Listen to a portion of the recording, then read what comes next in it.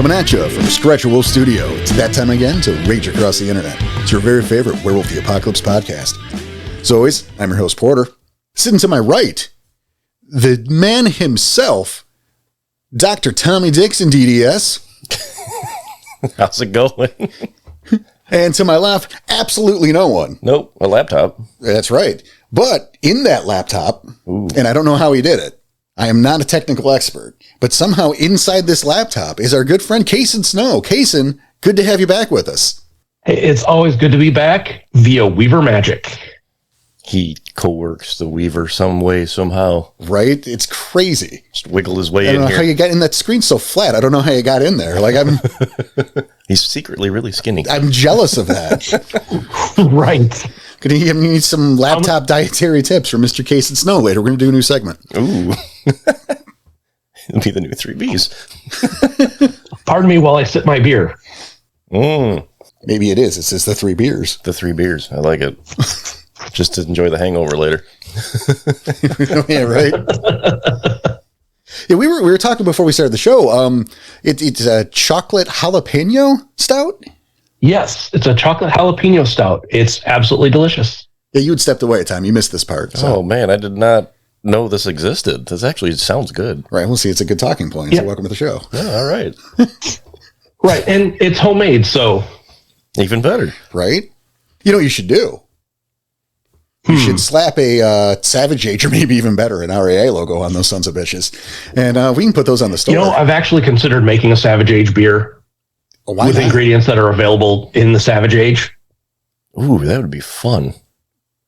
Did Yeah, they have, put a little... Did they have hops back then?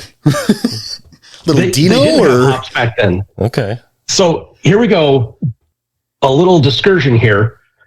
Beers before hops, beers had different herbs put in for bittering and preservation, and they're all technically called Groots, kind of like the Marvel guy. I was gonna say Groot. Right, spelled differently. Thank you, Old English. But one of them that was used quite often was mugwort. So you drank your beer and you went on a trip. That's a good time.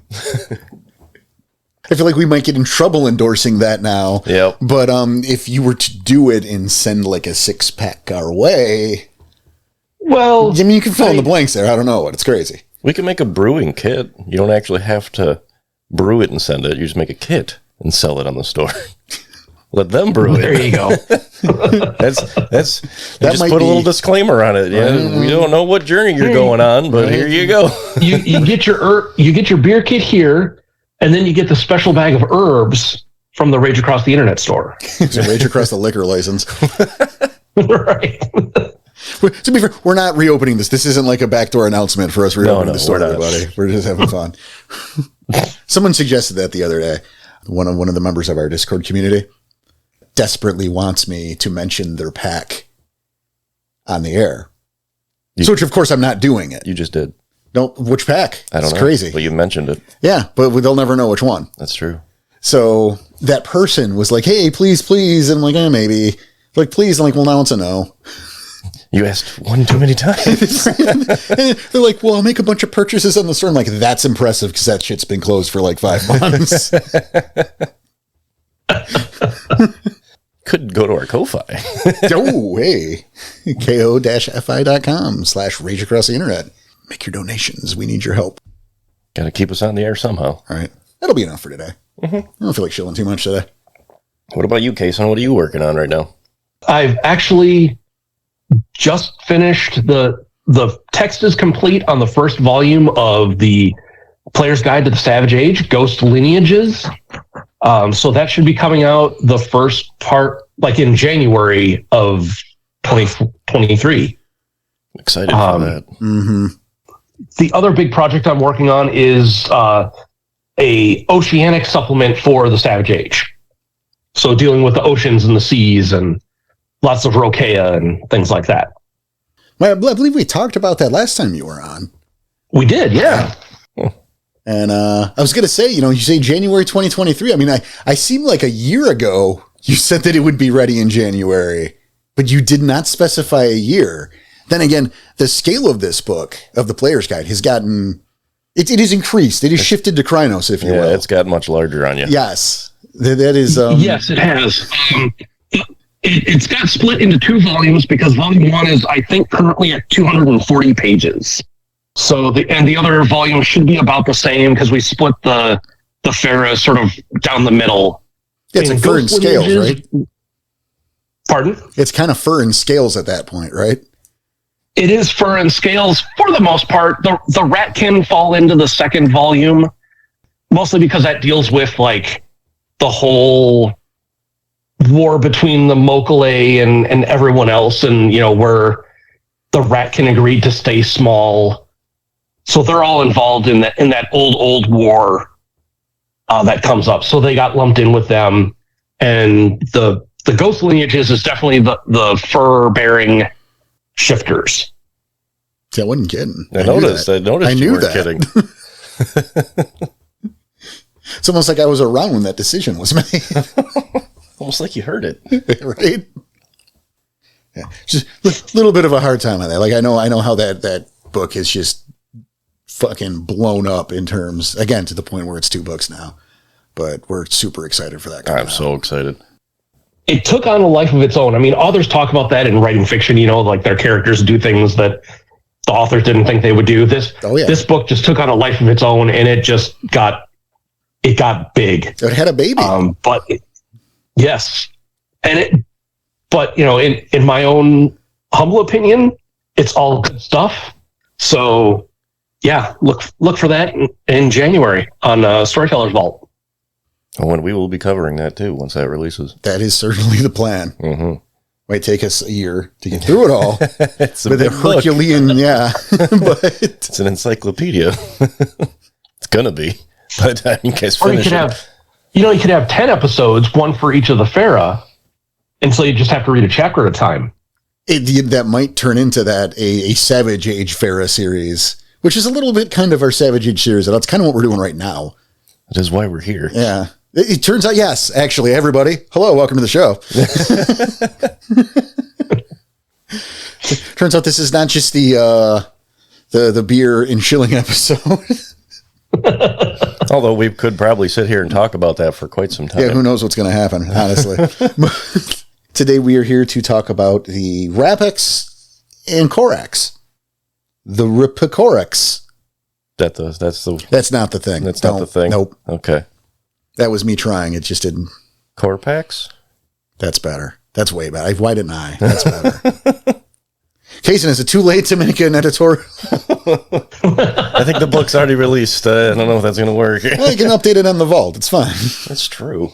Right. Just cross it off. The beauty of PDFs. Right? Just get a crayon, cross off the name, and just write it in there. I'm thinking like a blue. The red slash.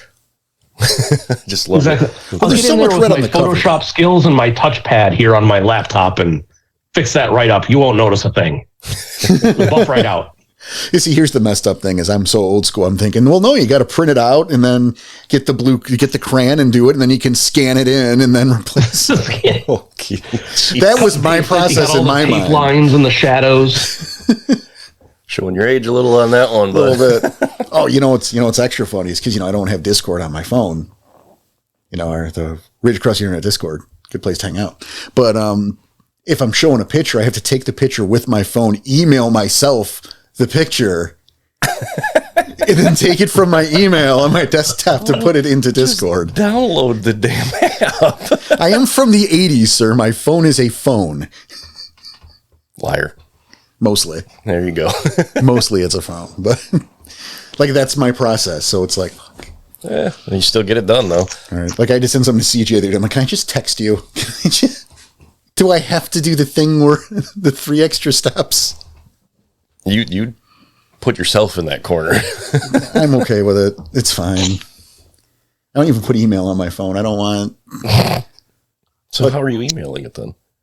Oh, I can text it to the email address. I forgot you can do that. Yeah. Because I won't put the email on my phone. You just don't want your phone going off. Right. Yeah, I get it. You can silence that stuff, though. I did by not doing it in the first place. That's true. And that's the Rapax, everybody. They don't want to do email. Yep. You know what? That is a statement that is true. Is that, the Rapax didn't like dealing with email. They didn't deal with email. That is a fact that I can say that you cannot argue with. Can't argue that. Considering this I is will back that up 100%. Right? 60 million years ago? I don't think it existed. Yeah, you heard it first. Oh, God. That Fera did not truck with email. They did not. They did not abide by the internet. They didn't listen to the show. So fuck them, really. Oh, man, they should have listened. They would have learned how to brew some beer. Right? Oh, my God. All right. So where should we start? That is a really good question.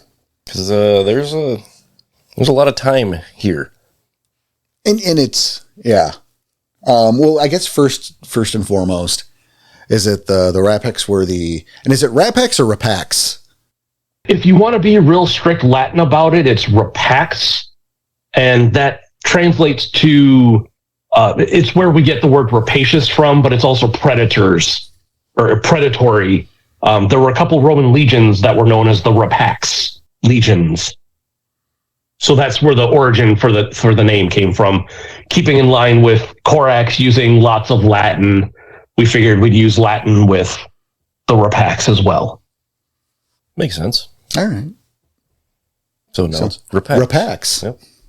I'm saying Rapax, but... I was saying rap axe. It's like their choice of weapon and favorite type of music. Boom, roasted. You can't prove them wrong. Rap axe battles of history. That's right. Oh, I would watch that. Yeah, I'd be a subscriber. No copyright infringement intended. Is that all that matters? Hashtag not sponsored. Yeah.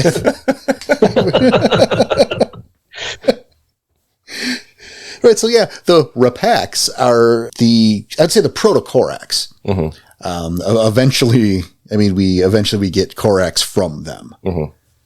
It's like a backwards. We're doing this in reverse. But yeah, they came first, and eventually they became the Corax, which it's a little confusing, I think. I mean, not so much as there weren't ravens then, and now there are ravens. Got it. But Magic of evolution. Sure, but there's a level of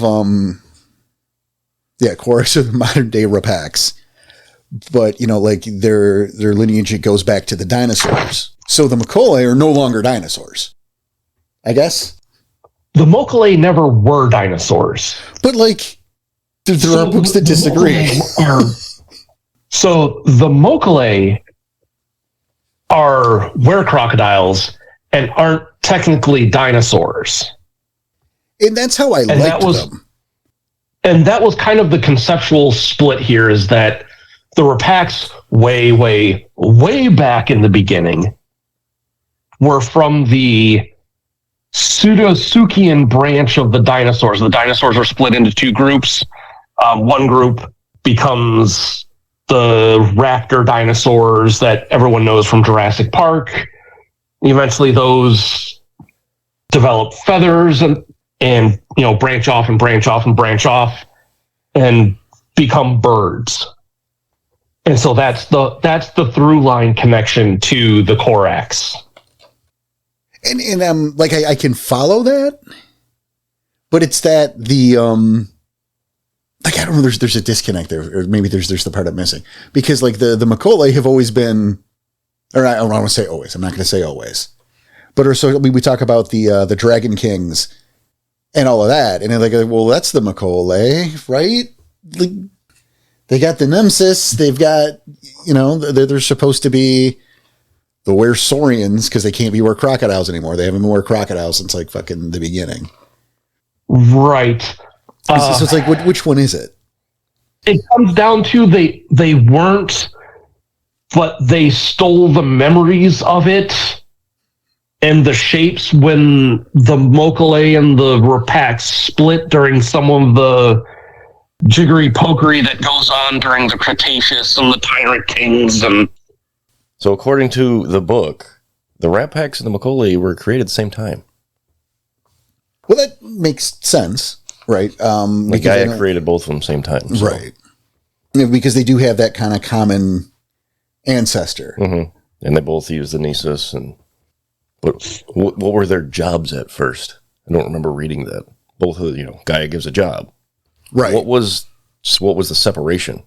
Well, they were right. The separation was that the Mokale were still the memory. They've always been the memory of Gaia, and the Rapax were there to foster unity through communication and whatnot amongst all of the Fera.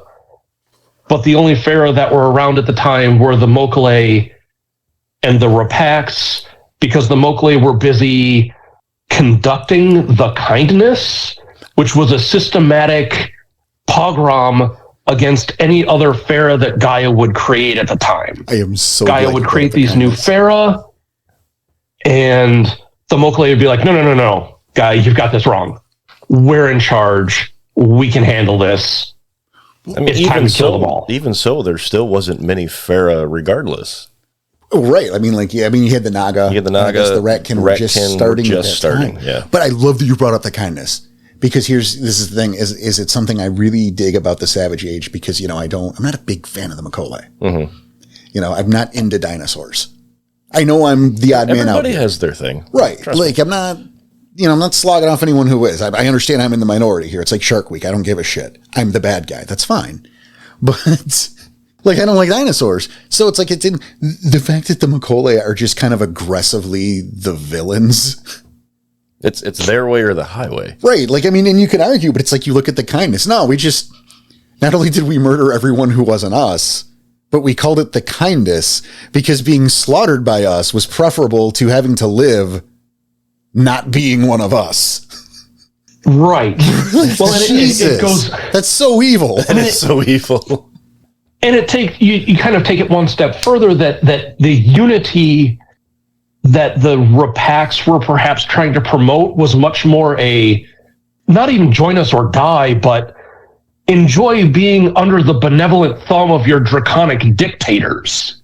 Right. Wow. That's a way of putting it. And if you don't, then you'll end up like the Sutani, which are the pterosaurs, who are enslaved both physically and mentally. They're bound to individual Mokale and just serve them as like mindless body servants. So is it not Dinosaur Man? Porter's got his hand raised.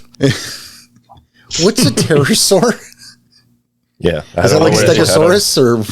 Pterosaurs are the flying reptiles that lived during the dinosaur period. So pterodactyls, Quetzalcoatlus, all those things that flew in the air, they're technically not dinosaurs. They're flying reptiles. Just like the things that lived in the ocean, the mosasaurs, like you saw in Jurassic World, I think. Jumped out of the water and I certainly didn't ate see dinosaurs. Okay. But fair enough. Like giant sharks. Like Nessie. There you go. Well, no, I don't think it was. Yes, plesiosaurs, the long-necked ones. I did it.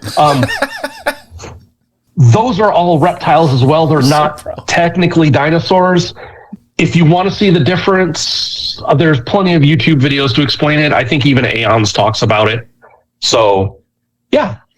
The Sutani, there were these flying reptiles that were enslaved to the Mokale, and everyone lived in enslaved bliss for millions of years. So they were doing this killing of everything, but they didn't kill the Rapax. Well, the Rapax were at that point they were the mouthpieces. They were technically siblings, I guess, so that makes sense. Hey, get your oppression here, extra. Right, well, and, live under the benevolent oversight of the Mokale, or we'll kill you. Damn, there's the kindness. Which, again, I love is the fact that we will murder you so you don't have to endure not being Mokale anymore. 10 out of 10. Exactly. And then the Mokale established that eternal kingdom where everything was united because of this. Well, I mean, I think eternal kingdom needs to be looked at like the term we use, imperial China or ancient Egypt. It's kind of this umbrella term for a whole bunch of kingdoms that were going to exist eternally. Under one because rule. the Mokale never saw an end coming to their rule. No dictator ever does. Right. Well, but I also like how they have it. They can only rule for 10 years. They only give it a decade. And then they have to give up their position. And I'm sure that stuck for a long time. I mean, we saw how well it worked with the Silverfangs, the 7 years. Ooh, well. Right? Right, yeah, that never ever works. Mythologically. You end up having some king figuring out some way around it, whether it be killing all of his sons like Aun from Norse lore to prolong his life. Then you end up with probably the Mokale are gathering up all of their Drakids, which are these lizard men that sort of form the Hamid analog, which is actually out of both Shattered Dreams and I think the Mokale breed book, if I remember correctly. But they will end up being, sacrificed to Helios and whoever else to prolong life and prolong the kingdom, because I'm sure they buy into the whole sacral king idea of the king is bound to the land, and as long as the ruler flourishes, the land will flourish, and everything will still be awesome for the Mokale. It makes sense. It's a kind philosophy. It's kindness. Yeah, it says, yeah, we did the thing. No, one thing that struck me as odd, though, is in this Eternal Kingdom is they have cairn cities that were made on Nisus-born flying islands. So is this like an island that flies because of the Nisus? I didn't understand that part. Like, this is a floating island? Well, I don't know why I started to answer. Maybe you had a thought on it. I mean, I can have a thought on it, but I'm probably not the one for the answer. So I guess my interpretation of it would be is that, like, Nisus back then, before it became the whole just memory lines, it was, you could reach into it and pull out all of this dream stuff. And if you could dream it, you could make it real by forging it in the Nisus, binding a spirit to it, and then bringing it into the physical world. So I'm guessing these floating island cities are just gigantic, hubristic conglomerations of things made with bound spirits for the Mokale's entertainment. And then really, it does call back to them, the modern day Mokale, with them dreaming up their war form. There's a little bit of a tie there. Mm-hmm. So, like, I get it. And I mean, we look at that so long ago. I mean, like, we don't have carbon dating on the Triad event.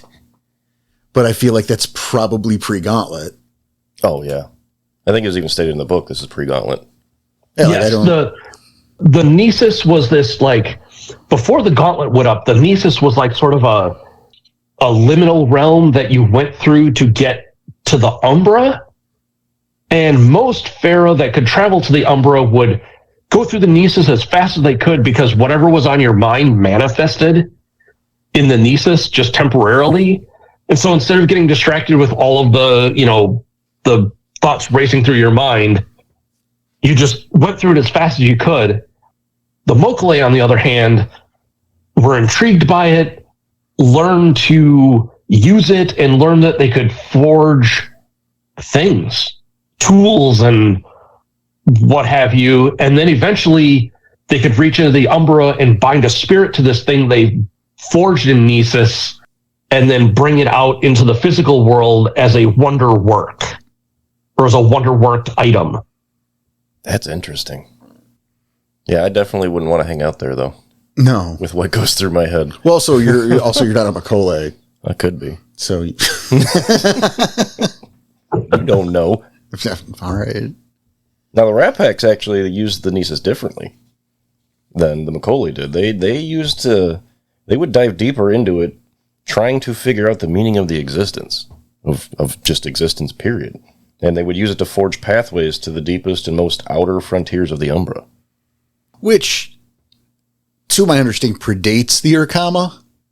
I would, yeah. But is what I would say, that's some Urkama stuff. Maybe stay in your lane. Well, they were trying to discover other worlds and other things like Gaia. Yeah, maybe stay in your lane. Get the fuck out of there. Well, maybe if they weren't killing off all the Urkama, I don't know. Yeah, I mean, it was, again, probably well before the Urkama. I mean, we're talking, like 65 million years before the Savage Age, the main setting, right? Is that right? Easily. I mean, you could be looking at even 100 million years. Like, 100 million years. The Savage Age starts out like 100,000 years ago. Now tack on 3 more zeros. Very, very long ago. And the thing to think of is that, like, right. So the span of time, us, are closer to T-Rex than T-Rex is to a stegosaur. Well, that's as far as time span goes. Jeez. So, so the spans of time that are being covered here are I would say they're almost incomprehensible to a person. Now hold on there. Just a hot minute here though, Cason, because I have seen Jurassic Park. The first one. Yes. Not World. And Stegosaur and Tyrannosaurus Rex were totally both in that. They were friends. So yeah. So I think maybe you don't know what you're talking about here. Right. Didn't they have different periods involved? We all know. We all know that Jurassic Park was a documentary. Do you remember how much flack Steven Spielberg got for shooting that poor Triceratops? Yes. Now I do remember that. I stand corrected and humbled before you. I saw that on social media the other day. Somebody posted something like that? Yeah. Oh my God. That's a real thing that people thought that he killed the Triceratops in the making. Because the scene where the thing gave birth. Yeah. Yeah, the animatronic there. Yes. There were people, like he posed for a picture, on set. Right. Like, hey, look at what we just killed in the wild. Oh no. Yeah. And there were people like, he's a monster and a poacher. Poaching things that don't exist, okay? Wow. For real. The internet. We live in a world. If it's on the internet, it's real. That's right. It happened. Abraham Lincoln said so. I believe that. Oh my. So we're dealing with huge time differences here. Yes. Which makes this a little, at least for me, like as someone who's not, we make our jokes, but like I'm not really a history guy. So for me, this makes it a little confusing because there is such a wild swath of date ranges here. Millions. Yeah. Millions of years. That it's hard to connect that stuff with the Corax stuff. And then Savage Age and then bringing it into Apocalypse. And how it all links together. Like I understand it in a vague evolutionary sense, but in a practical sense, it's a little rough for me. And maybe on a practical level, that's all you need to understand it because the intent, like as you go into the Corax portion and spoiler alert, this is all accessed through the Nisus that you eventually learn that the Mokale have edited. And that's where you come up with the Netics, the worm-corrupted Mokale that run around in Nisus going, no, we don't like that idea. We want it this way. And all of a sudden it gets changed and propagated out. And all of a sudden, what is memory anymore? I was holding that back actually. This goes back into a thing, right? Because I talk about, like I said earlier, the Mokale being like the villains here. Because the Rapax did have access to the Nemesis. I mean, they were kind of, like sibling breeds at that point, right? Yep. So they had access to that shit. And then there's a point where they rebelled against the Dragon Kings and the Tyrant King era, fine. And then we shoot forward. And this is the whole deal is they edited out, I guess they kind of pushed the Rapax out of it and cut their ties with it? Yeah, as much as they could. And then we shoot further ahead and you get the Corax who some of them can access it. But the Mokale have tried to like you said, edit out the fact that this happened at all or that the Corax could do it. And then you have this situation where there are Corax that can, but and if we look at this, right, and please stop me whenever I start talking totally crazy, Cason. Sure. Is that if you look at stop. Oh, he's so sad now. Sorry, I just had to. No, I so rarely make a joke on these shows. No, it's totally fair. No, but if you look at the Nemesis, right, is it separate realm, right? Just for the sake of clarity. Just to try to make it easier on ourselves. Right. Like the Macaulay would patrol the Nemesis waiting to see like if there were Corax in there. If they found a Corax accessing it. Kill on sight. Yeah. They just go take care of them to keep this secret, to keep them from knowing they could, to keep them from using it. So like the ones that could access it had to do it like way on the slide, had to be super careful. And then Cason, you bring up the idea of the worm corrupting the Nemesis and, you know, but what if it wasn't? What if the worm has nothing to do with it and it's just taking the blame because it makes a good scapegoat? Ooh. Right. So you're not wrong at all, Porter, in that some of these Corax can access the Nemesis, and the Mokale have banked so much on that, you know, they were these rulers and they just ruled. All these horrible things they did, they've edited out of Nemesis, except for a couple lines, and they're so worried that someone's going to find those lines, and you know, God's forbid it's a Corax, because if they find out, they're going to blab to everyone, because that's what Corax do. Right. They don't shut up. They find out something and they've got to tell everyone. And if this secret got out, you know, people bag on the Guru for exterminating other breeds, and, you know, why are the Mokale any worse than the Guru for killing other Fera? Well, for me, at least, in my own personal opinion, it's worse because the Mokale tried to cover it up and are like, oh, look, nope, no one remembers it. It must not have happened. Classic misdirect. And we're the memories. We're the keepers of the memories. Which is exactly what certain organizations that ruled countries and started wars in the 1940s was banking on. If they won, it would all be done and cleaned up and no one would know it ever happened. I mean, there you go, right? By the way, I'm talking about the Nazis, if that wasn't clear enough. What? Oh, didn't know. That's so what?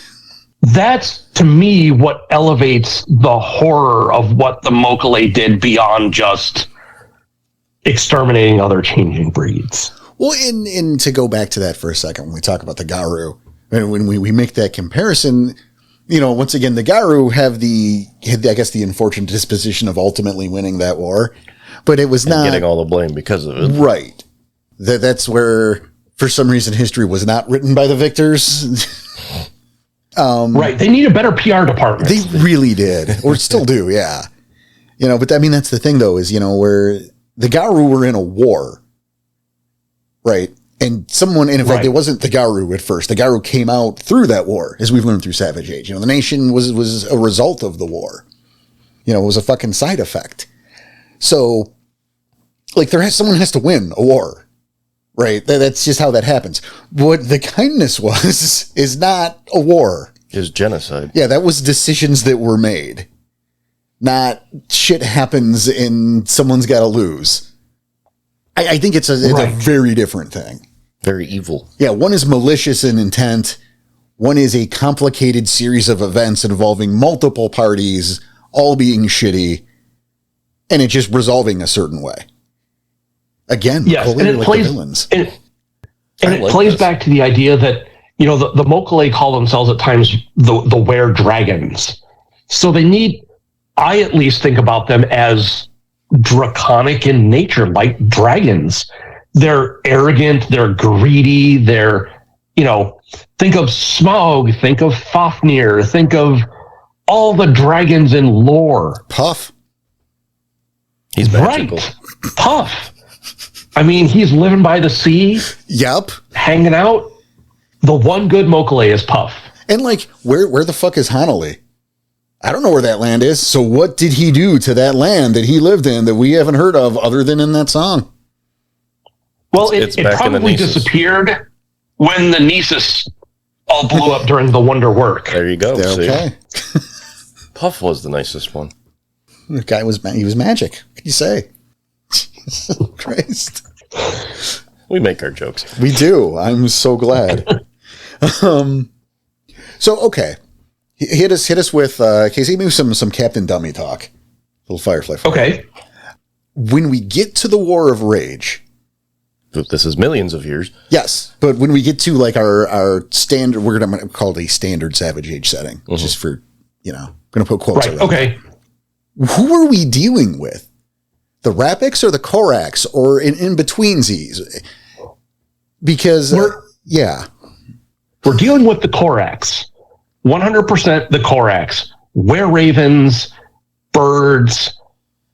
There's, towards the end of the Rapax Corax book, there's some gifts. And I put a background in that allows the Corax to access the memories, the sort of species memories going all the way back to the kindness.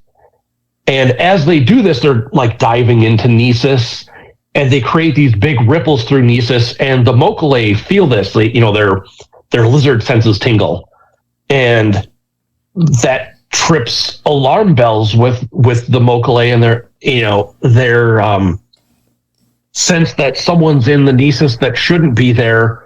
So now we're going to go put the kindness on them. That's a great sentence. I want that as a soundbite. And they'll hunt down these Corax that access this stuff and kill them because they cannot let their secrets get out. Now I want to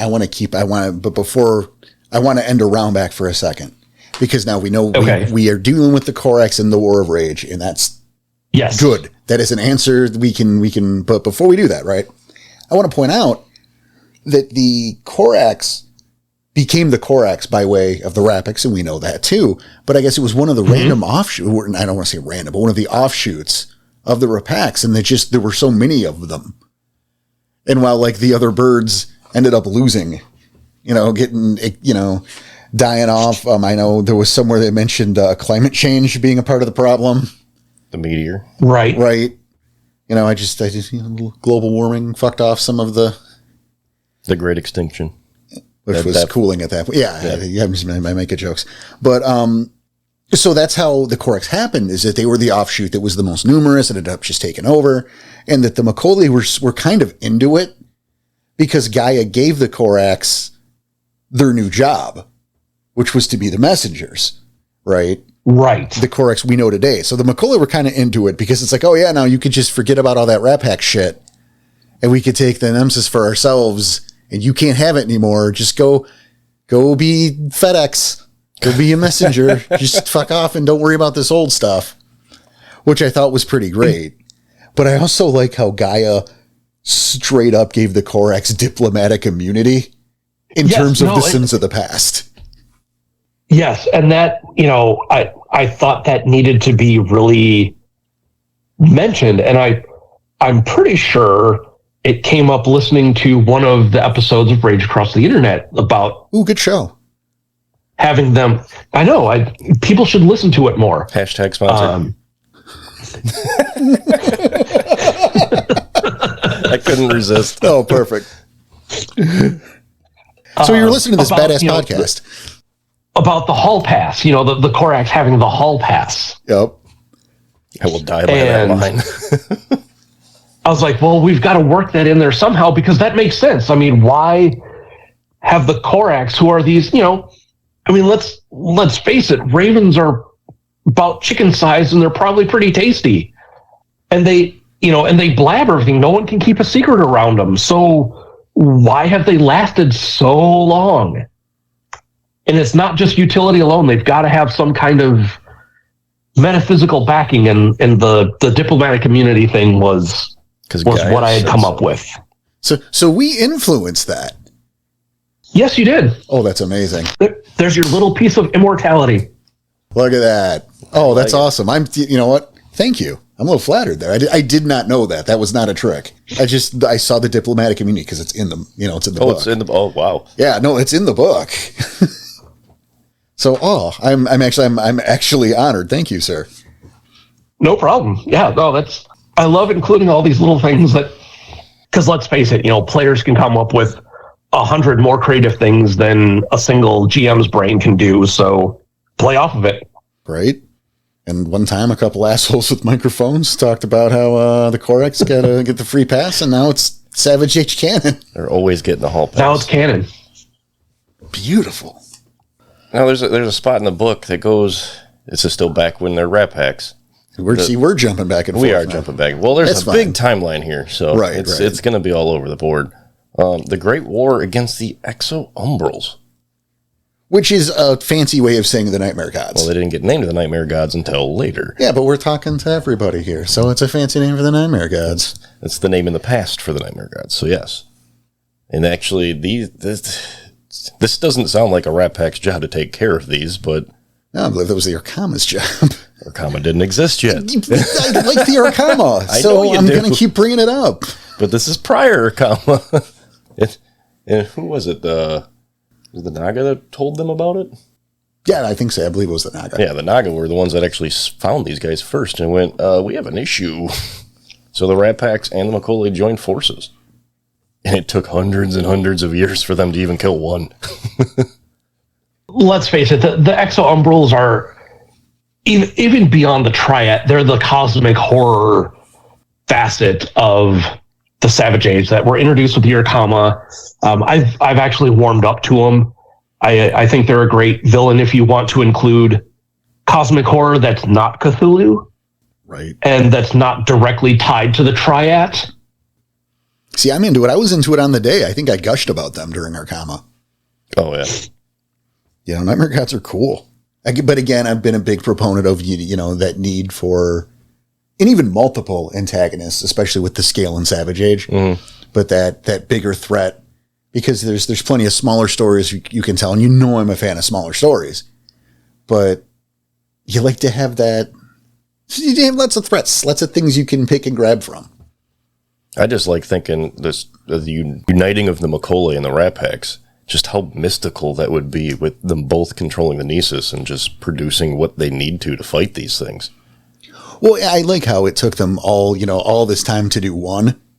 And while going over that section, what I envisioned, and this isn't accurate, but fuck it, it's what was in my heart.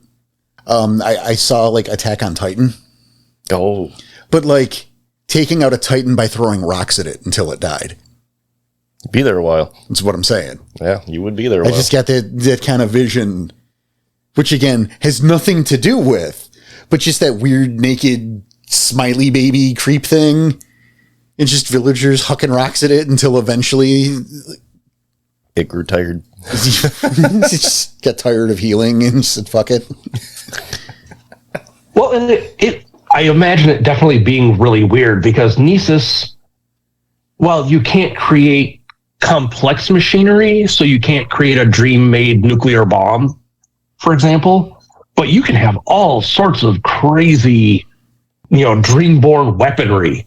Which is super cool. Actually comes to be used later on as well. I mean, they use all of their Dreamforged weapons to drive off the Exo-Umbrals or the Nightmare Gods. And they say, oh, good. Well, the threat is done, so we won't get rid of these. We're just going to put them away for safekeeping. Like a Nesis Pieces, if you will. Exactly.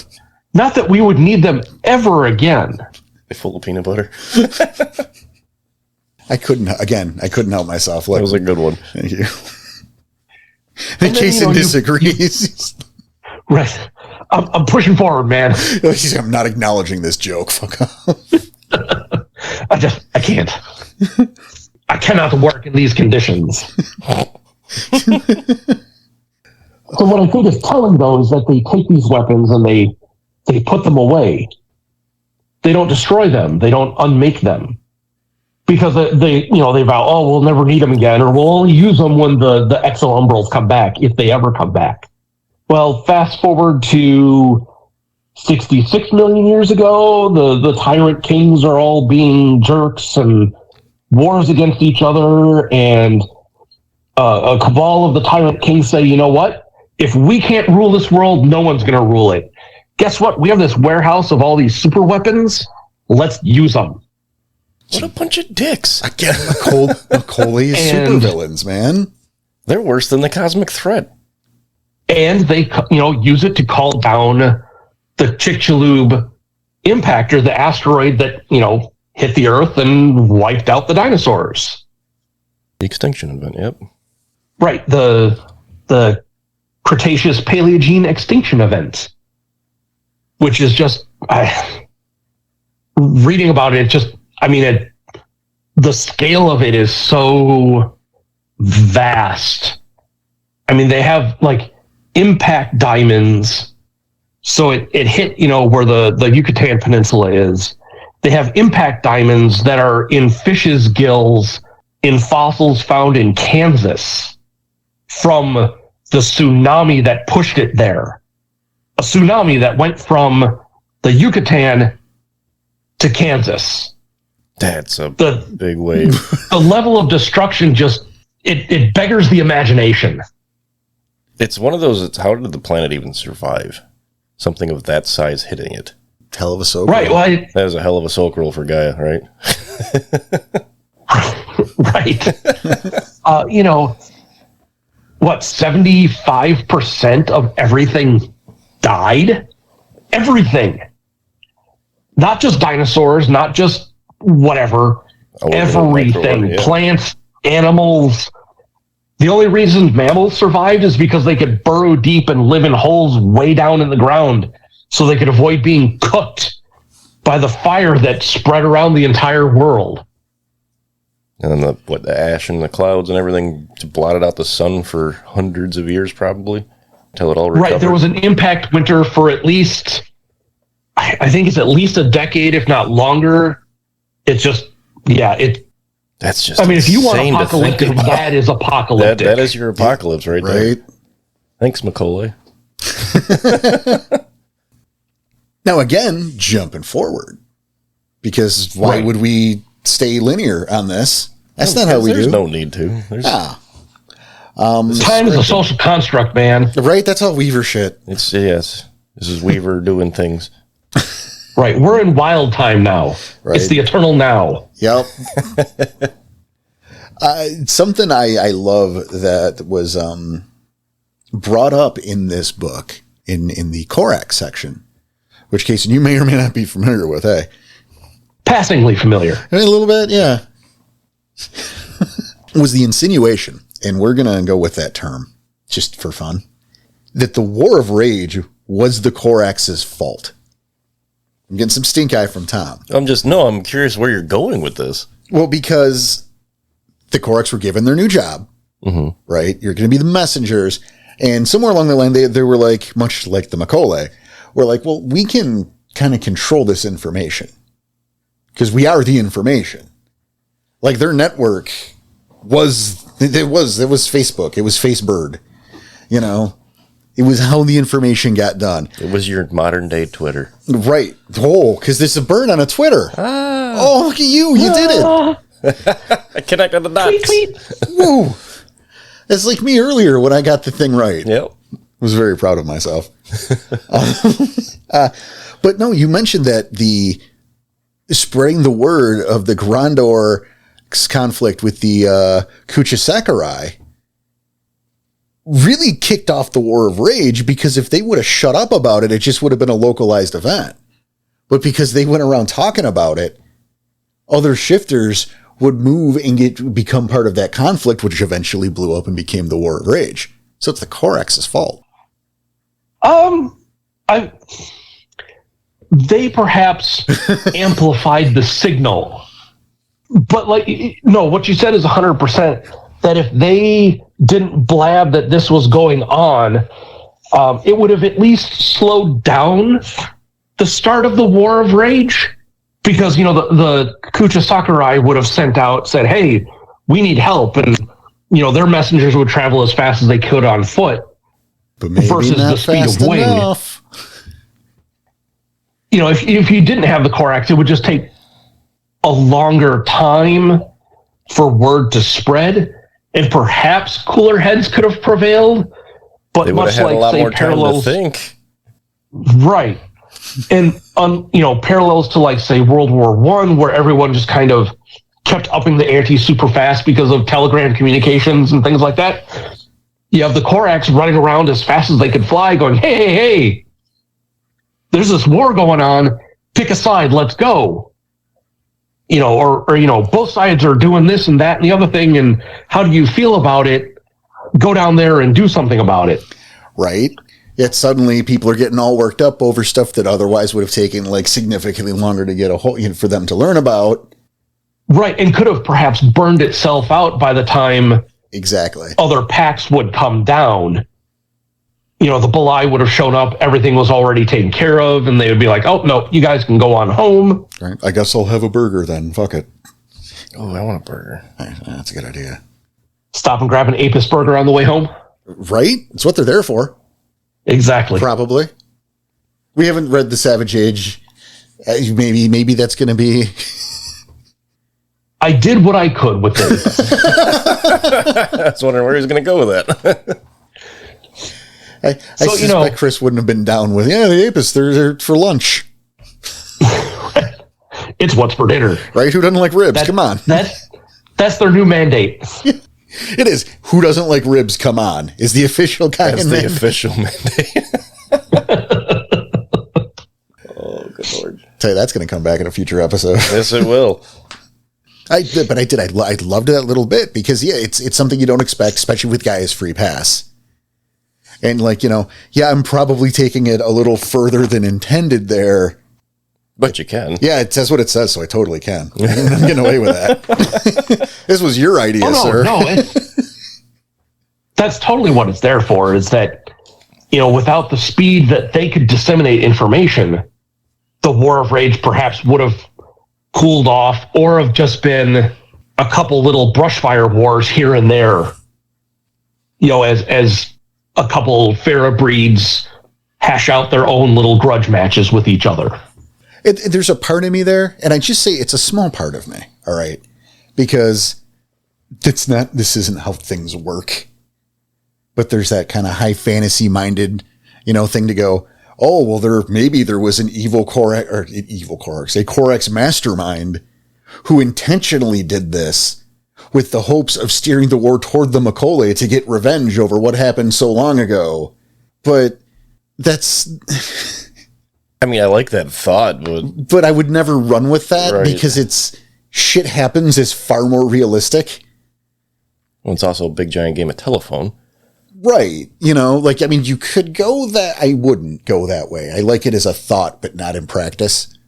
Because we need less mustache twirling masterminds with something like the War of Rage and more nobody can get along and shit happens. I think that's the better story. That is the story. Definitely. Yeah. Yes. There wasn't a single, even a Mokale mastermind, some grand dragon sleeping in their lair somewhere going, ha ha ha ha. Right. Now I can get my revenge on all these little furry critters that should have stayed little mice. Exactly. I can understand that, like I said, a small part of me, and it's that small part that, where you like those, I guess I want to say more basic form of storytelling, where there has to be, there has to be King Koopa. There's got to be the ultimate bad guy, and everyone else is, that's not how that works. That's the least interesting version of the story. But just to play with it for 30 seconds, it's like, no, what if there was? What if it was fucking intentional and malicious? No, I get it. I grew up reading 80s fantasy fiction, so, No, exactly. That's the small part of me I'm talking. It's totally that. Yeah. It's that little compulsion to just lean into it for a second and acknowledge that we've leaned into it. To go, Dirk Badfeather is in charge of this or whatnot. And now we can get back to shit happens and everyone sucks and let's have some fun. And you know what? He looks like that badass Paul Way art in there with that Rapax that has the shield and that spear. Oh my, that's such good art. Paul Way always outdoes himself. Is he ever not? Every time we get anywhere near the Savage Age, he gets a little... He has to. It's just so good. Right? Well, so since we're talking about Paul Way, I really like his evolution in cover arts. The Rapax and the Urkama. Yep. Man, they're just a step. I mean, his cover art was great to begin with, but... Yeah, but... This next step, I am so excited that we've teased cover art for the player's guides. And they're in the same style as Urkama and Rapax. So it's just sweet cover art, interior art. I love the unified artwork. I haven't seen this. I haven't seen that either. I didn't see the teaser. It's been teased in the Discord, and if you're on Facebook, it's been posted on the weaponizedink I'm gonna have to account hunt it down on Facebook. I'm gonna have to hunt it down. We're hunting that down after this. I'm in both places. I need to see this. Yeah, I missed it. They're actually tied in together. It shows the same character at two different stages of character development, and it's super awesome. I love the creative team in charge of those things because they do an excellent job every single time. You know what I'd love to see now that we're just fucking. I mean, it's show's going where it's going. I'd love to see some Poe Ananasi art. Ooh, I want to see. What I'm already so intrigued. Right. Just because I love the Ananasi art as is. Right, but then but put a Paul Way spin on that. You put Paul on that. Oh my God. Paul, get on that. Right. When you're not busy. Right. Yeah. Exactly. I mean, we shill for him a lot. We do. He deserves it. His work is great. Oh, outstanding. And I mean, so it's the Savage Age. Yes. I mean, there's a reason. We make jokes, but for real, not sponsored. We believe in this material. And you guys are hell of a good writers, right? Well, thank you. I appreciate that. I mean, it's not just. It really is a group effort. I mean, things I write, I send it out to other people to read over and say, hey, they'll say, hey, that idea is good. That idea is crap. Please revise that. And, it goes around and around and gets, because the more people looking at it, the more brains working on it, it just makes it a so much better product. I mean, when I turned in my manuscript for Player's Guide, I thought it was good. The stuff that's come out now from the two other people reading through, and then Chris working his magic on it, it's just a step above anything that I thought would have been. It's just fantastic stuff coming out. I mean, so far it's spoken for itself. Mm-hmm. I'll admit that the Rapax are not my favorite thing here, but I have loved. Well, you're not a dinosaur guy, so right? It's kind of hard when you don't like it. I mean, it's not like you don't like a thing. It's just you were never into a thing, so it's hard to level with it. Yeah. So yeah, it's a little harder for me, but again, this line has been outstanding from Jump Street. Like I said, Future of Werewolf is in the past. This shit's great. Hey, curveball question. Cason, what's a Tam Omen? Oh, the Tam Omen. Yeah. They're coming. Author is working on them right now. They are are you ready for some Latin?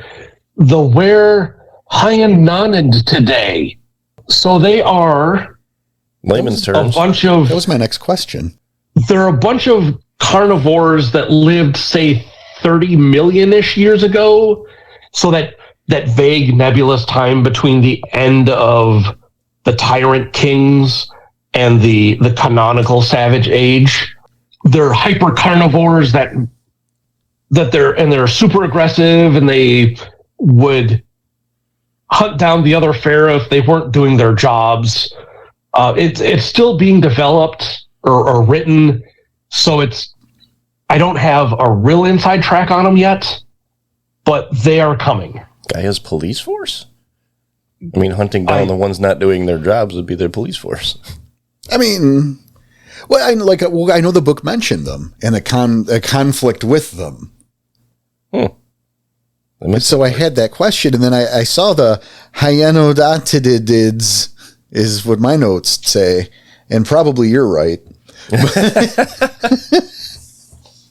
And the first thing I thought was Proto-Ajaba, but then, there's the Aja and the Abba that we know later exist, so probably not. Right, yeah. So the fun with Latin and taxonomy is that the hyanodontidae simply means hyena-like teeth.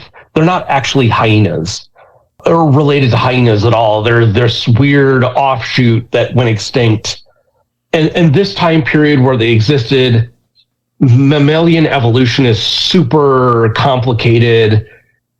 There's all these weird offshoots, and you have the dog bears and the bear dogs, and one becomes wolves and one becomes bears. And trying to keep the two straight is kind of confusing. Kind of? Kind of, yeah. I'm getting confused now. Yes, welcome to my world. Well, and then I remember seeing a thing on TV. There was an offshoot with dogs and bees, with the dogs with the bees in their mouths. When they bark, they shoot bees at you. Oh, goodness. I would not want any part of that. Here's the sad thing, is that's a Simpsons reference, but it's such a deep cut. It's probably older than a good chunk of our listener base. I didn't know where you were going with it because I d't know that. You might not have been alive when that episode aired. This is true. We proved it out not long ago on an episode where I found out Simpsons aired prior to me being born. Yep. Oh my God, I am old. I know. I was in like third grade when The Simpsons like first aired. It was 86. Remember, I looked it up. 86 it was when they first aired. I was not born yet. I saw that shit on. Like, this is super related, clearly. But you said dog bears, and it's where my heart went. So, Right. So then I instantly thought the dogs with the bears in their mouth. So when they bark, they shoot bears at you. Oh my goodness. Or bear dogs. When the bears bark, the dogs come out of their mouth. No, it's funnier with the dogs because the dogs are smaller. Oh wow, yeah. That would be interesting. So like they dislodge their jaw and just bears fly out. This is very Resident Evil getting. We should make that a gift. Any chance of that, Cason? Is that going to make the player's guide? Can we cradle that in real quick? Oh, maybe not the player's guide, but I'm working on a Yuletide gift for everyone. A new tribe of werebears is mentioned in the player's guide. So I'm working on a write-up, and hopefully I will have it done for Yule. And I'll put it on Storyteller's Vault as a pay what you want. Sweet. I'm excited. So everyone can download it. Like anything with bears, so. That's excellent. So it's coming from the same period of time as the Tam Min. So there'll be little call outs to them and So maybe they could shoot Tim Omens. Right. Everyone can shoot everything out of their mouths, and it's this giant circular. It was a weird time period. It was a weird time period. Everyone's just Guy wasn't sure garbage. what was going on. It's just that She had some of that electric lettuce. right, and she was just super into the idea of stuff shooting other stuff out. Guy was And then experimenting. at one point she was like, fuck it, I'm going to make a platypus. Right. Think about that, though. I mean, if you ponder that, Guy had to experiment. So she was definitely messing with things, trying to make changing breeds. This could totally be plausible. Oh, what have we done? I don't know. That's great. The track went that way. We're over here. I was going to say we're off the rails, but I don't think we can find the rails anymore. Well, they weren't Rails are invented yet. That's another 65 million years from now. So Got a point. for the proto rails, Not even that Stone Age. the Aurelio Delphi, I think, is the proper term. Oh, it could have been created in Thesis. You never know. That's true. Could have been a wonder work. Oh, welcome to the show, everybody. We make our own fun. Yes, we do. So you don't have to. Exactly. Now, to bring this back around for a second, though. Oh, okay. Yeah, I know. Here we go. We found It's the rails. Just for a second. See how it feels. So close. I know. You almost got me. Gonna get Just spit lay take out back of and Tom think of the someday. Savage Age. Oh, we're assholes. Oh, I love it. I love it. So to bring it back for a second, though, something I loved, because we go back to the Corax era, is that idea that there's a few that can access the Nemesis, right? And it's a big deal. Right. And it's a secret. Because, again, the Macaulay are like patrolling this shit, looking to take them out. Well, they have their alligator senses. Right. But I think it's super cool because I think it gives a really good... So it's a scenario that you could really lean into to get like a group of Corax, a rook of Corax, which I kind of like the sound of. I like that. I like the way that sounds. Like Murder of Crows is cooler, frankly, but a rook of Corax, I'm into it. But I like that idea. Like there's this like almost you could do like almost like a spy thriller thing with it, because like you got Right, the guy. exactly. It's Yeah. it becomes an espionage thing. You've got your group of rooks running around trying to find various inways into the Nesis, dodging the Mokale that are running around in there. And eventually they're going to find the kindness, and they're going to talk about it, but you've got, you know, the Mokale are chasing them. Are the other Fera going to believe them? Do the Fera even care? You know, there's all sorts of things that you could lump into this. Is the information trustworthy? Do you, based on the source and everything? And I think even take that a step back, right? Because those are, I mean, all of those things that you just, like, all of them. Uh-huh. This is very James Bond, and I love it. Right. But go back, like, further, is you have the one guy, right? Like, Split Talon or whatever, Featherbrain, whatever the fuck his name is. Big Bird. Right. And he's the one that can access it. He doesn't understand it. And that's part of the problem there too. And they talk about, you talk about Corax falling to the worm, allegedly. Like how I alleged the author. Right. Allegedly. The ball's on me, right? But falling to the worm because they don't have the mastery of it and things go wrong. And I mean, obviously that makes sense. They don't have the lifespan the Mokale do, and they're trying to figure this out, and they have to do it on the sly so as to not get killed, right? So you have like Featherbrain, who can access the Nemesis, and he's learning how to control it and how to pinpoint shit and to explore and to find the stuff, but he's got to dodge the Mokale. But now the Mokale are aware of him. So he's always being hunted. So he's hooking up with these rooks, and maybe several rooks that are hiding his identity and his presence. This is a good story. Right? And like, not only around the Nemesis, but in the physical world too, because they are actively looking to destroy this guy before he finds out shit he's not supposed to know. And then you put a further twist on it. You could have these rooks being your all Spartacus. Yes, exactly. You catch this guy and you kill him. Well, have you killed Birdbrain? He said he was Birdbrain. Everybody's Birdbrain. But exactly. But now this guy says he is, and this guy says he is. That's a big brain play. And they saw him over here. Oh yeah, no, you could drive several Mokale to drink with that one. And I think they would drink the Nemesis. Like, how great of an idea is that for like an all Corax game? That is a great idea for an all Corax game. Center it around protecting this one guy. Or maybe one of the players, don't make one of the players that one guy, because then that's main character syndrome, and that's going to be bad for your group. But have him protect this guy as an NPC. I like it. And then still run side jobs. Right? You gotta live, you gotta get by, you gotta do what you do.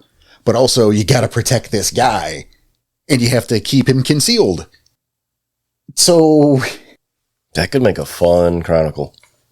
There you go, guys. Definitely. Play Corax. Right? A whole flock of Corax. Murder birds. Name of the chronicle. I also like that there was the point where Gaia kind of made the Corax her spies. Little bit Rapaxy there, where she's like, be the messengers and all, but keep an eye on shit for me, and like you have to tell me. Which I always felt that was going back to like your second edition werewolf. It was always kind of my thing with them versus the Bastet. Well, because the Bastet wouldn't tell her. Right, because the Bastet were the secret keepers, and then he's like, I can't tell you, it's secret. Exactly. She's like, all right, Joker, I'm making the Corax now, you're fired. Right, and it plays on the idea of, like Hugin and Munin from Norse mythology, where they report to Odin. Who was a vampire. Yeah. Let's leave it at that. Yeah, we can. Let's not. That's another episode. Right. Let's say that's not this episode. I was going to say, let's open that can of worms, then was going to make another joke about the birds eating the worms. And like, it's so up its own ass, I don't even want to do it. It wasn't in your heart. No. You could have, but it wasn't in your heart. Nope. This is too far up its own ass. So we were talking about, like, in the times of the dragons. So the Rapax, they operated as leaders. They were styling themselves as philosopher kings and ranking knights. This highborn positioning made them frequently butt heads with the Mokale, obviously, because it's the Mokale's way or the highway. Right. And as they rose to prominence, eventually reaching a boiling point, the Mokale dethroned them. Actually, you just made me think of it. Do you think Is this possible? I'm just going to float this out here. That the reason they called it the kindness, the Macaulay, is because they got a mandate from Gaia to be kind to the other changing breeds. That makes a little too much sense. And it's like it was like their back door to just still do whatever the fuck they wanted to. It's like if we call it the kindness, we're still being kind. Oh, Gaia, they found a loophole on you. What do you think, Cason? Is there a possibility?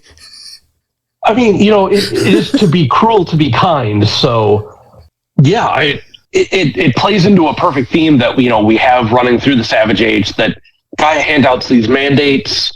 Gaia is not one of these sort of keep your finger on everything kinds of deities. So lots of interpretation. That interpretation is perhaps generous. And so you have crazy things going on like the kindness. Yeah, because Gaia doesn't step in and say, hey, knock it off. It is kind of a dick move on Gaia's part. Such a good name, though. That's better than the Horror Rage. The kindness. Right? It's so fucking brutal. I love it. But talking about back to the Horror Rage, because hey, why not, right? Mm-hmm. And we talk about how, the Corax might have been a little bit responsible for what happened, but it's crazy that, they did their thing, right? They traveled, they spread word, and again, they can't shut up. So it's not like they chose a side and stuck to it. Right? They just ran their mouths. That's it. That's just, this is what I know. Here you go. Well, and again, is Gaia's free pass this diplomatic immunity. Mm-hmm. And perhaps it's, unintended consequences could be a theme here too, in that mandates are a double-edged sword. That you need to spread information, but you can't shut up either. Sometimes you spread too much information. Exactly. And then, can you imagine? Because we don't do this very often, which is weird. But to, obviously you make a character, you get in a character, you put yourself in that character's shoes. But we don't do this very often here. But the idea of being a Corax during the War of Rage. Be very busy. Well, not only that, but you have your contacts or the people that you have known, right? All over the spectrum of the Fera. And now you're working with, you're sitting there and you're talking to the Stone Eater and you're divulging plans or tactics that you learned from your buddy a week ago. To be caught in the middle like that. And what a tense, fucked up situation, because you cannot tell me, and I mean, Cason might tell me in the next 30 seconds, there weren't Corax that were casualties, kill the messenger type of scenarios. Right. No, I can only imagine what it's like to be a Corax, to know that maybe I shouldn't say this, but I can't stop myself from saying it. Right? All I see is that this is Sparta. Compulsive lying. It's a compulsion. You have to say it, and you're, rolling up to your Stone Eater buddy and saying, hey, I know that there's a pack of 20 Guru coming for you, but then flying back to that pack and saying, hey, the Stone Eater knows that you're coming. Just killed yourself. Quite possibly. Yeah. And if you didn't, the fear of that has to be there. Mm-hmm. Right. And then on the flip side, all of the other Fera are like, well, operational security with these guys around. I mean, are you really going to risk your pack members taking on this Stone Eater by talking when you know there's a Corax around? How does that not drive them into madness? Right. And I mean, and this is something, and I know we talked about this because this also was a problem with the Urkama. And I bring this up again, that there's crossover there. I'm sorry. They played these kind of roles during this era. There's that paranoia that there's always one around, always watching. Because if you're going to play the role of a spy and that word gets around, right? Be afraid of any bird. Yeah, you can't know that there's not a Corax sitting in a tree over here. Exactly. Or an Urkama hiding under the bark somewhere, listening in. It's kind of great. You can really, even if you're not playing a Corax in the setting, to use it to use them that way, to amp up that paranoia. Because the enemy, and they're not even the enemy, but they are the enemy by virtue of they don't hold any loyalty to you. So they're everywhere. Right. There's no way you could the know. Corax, with the spread of language and everything, and the Corax knowing all these languages, you would have pacts and alliances of pacts creating perhaps their own languages to circumvent what the Corax already know, but then the Corax know the language, so you have this whole crypto-linguistic battle going on in addition to the physical battles going on. And, the Corax are trying to break the codes to figure out what the hell's going on. And the Fera are trying to keep their own codes ahead of the Corax code breakers so that their intel doesn't get out. It's just, you can play on a whole lot of modern warfare ideas in the Savage Age that has nothing to do with guns versus stone-tip spears. Hold on, Corax were also used as security for a lot of Cairns. So you're saying if they don't hold loyalty, they obviously hold loyalty. Some hold loyalty. Well, nothing's a hive mind, right? That's true. But even then, how do you know he's not a double agent? Yeah, how's he? Well, your Cairn would be attacked, Well, and they know the secret way in. And what if that does happen? What if they're on their way and they're waiting for the right moment to strike? You don't fucking know. That's true. And really bleed into that paranoia some more. Right? Or how about when something does happen? And maybe it's not the Corax. Maybe it's a traitor within your pack that sold the information out. Who could just as easily blame the Corax? It's true. Or right. How about the Corax who gets something goes wrong and he, quote, gets caught running at the mouth and he just chalks it up to no, it was it was language barriers, crazy. It was a misinformation. They just heard this thing. I don't know. I said this and they heard that and it's crazy. I didn't give you bad info. Just as a translation error, right? Like how many times was that used? Oh, I wouldn't doubt a lot. Interesting. I think, and I don't know this, but I think a lot of times in games, regardless of your setting, that the Corax can get played as kind of comic relief. This does them a disservice. I think it does. And we look at like the Rapax and we look at the Corax here in the Savage Age, and I think that kind of spy master, that espionage element is it's a stronger look at them. It's a different angle, but I don't want to say far more interesting, but I think I do, because the comic relief I'm already bored. Mm-hmm. Well, it would definitely help mitigate the Kender aspect of them. All I'm saying, I think they've always, like, despite being guys free pass, have always kind of gotten the short end of the stick in that regard. Doesn't help their blabbermouth. Exactly. That's the biggest problem. Yeah, I think it lends people to lean into that. He's kind of wacky aspect of things. Which, no, doesn't have to be at all. No, but tropes are tropes, man. That's true. I like that there's the different spins here. Like there's the different way to look at it. You know what I mean? I think that's... does a good service to him, that's for sure. Certainly. But I think with that, unless we have any final words here... Cason? No, I think we have said all we can say. I think it's fair enough. It is about that time.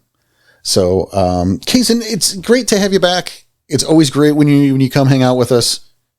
It's always great to come and talk big words with you folks. Me am happy you here. That works for the time area where we were. Sure. Be great to have you back soon. We'll find something else to riff about, have some fun, if as long as you're open to joining us again. Oh, yeah. No, the player's guide is allegedly coming out, so I'm more than happy to talk about all sorts of Fera shenanigans. Absolutely. You are always welcome. It's always a good time. And so thank you again for joining us once more, coming to the Sept. Yep. That said, on behalf of myself and Dr. Tommy Dixon, we want to remind you to take care of yourselves, take care of each other, make sure you floss, you keep your claws sharp, your head in a swivel. Take it easy.